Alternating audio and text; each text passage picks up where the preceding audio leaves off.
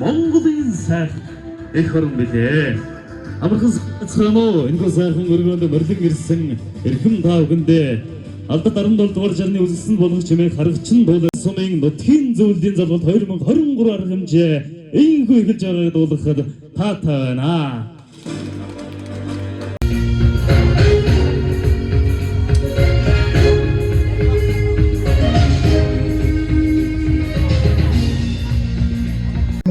онд Дархан сумаас улсын аварга малчин 2, аймгийн аварга малчин 4, сумын аварга малчин 13, жилийн 4 улиралд мал сүргээ хариулж хөдөлмөрийнхөө үр чимээг хүртэж шинээр 17 шинэ аварга сайлчин 3 бас төрж гарсан.